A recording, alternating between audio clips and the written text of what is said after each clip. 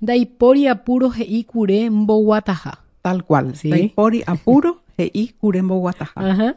Bueno, dice el que lleva el chancho caminando. Ujú.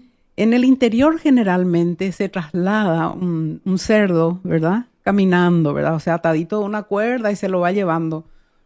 Otra forma de trasladarlos también era en carretilla Ujú. o en una carreta o un carro, ¿verdad? Por lo menos es- era así. Eran las formas en mi época, ¿verdad? Sí. Cuando yo era niña, ¿no? Ujú. Hoy día, claro, ya existen otros medios, Claro, ¿verdad? claro. Y ya no existe eso de trasladar un cerdo a paso de cerdo. O tal vez sí.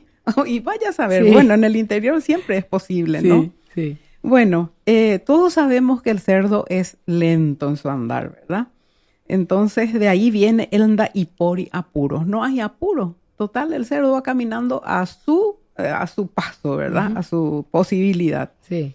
Y muchas veces se usa esta frase para bajar un poco la ansiedad, Arami, porque muchas veces decimos, apurate, rápido, vamos más rápido, ¿entendés? Pronto. Entonces uno dice, daipori apuro y curembo guatajá. No hay apuro, no te apures, tranquila o tranquilo, ¿verdad? Ujú. Vamos a llegar, pero tranquilo. Bueno, y es especial para aquellas personas que no se sienten absolutamente presionadas por el tiempo, ¿verdad? Sí. Y vamos despacio.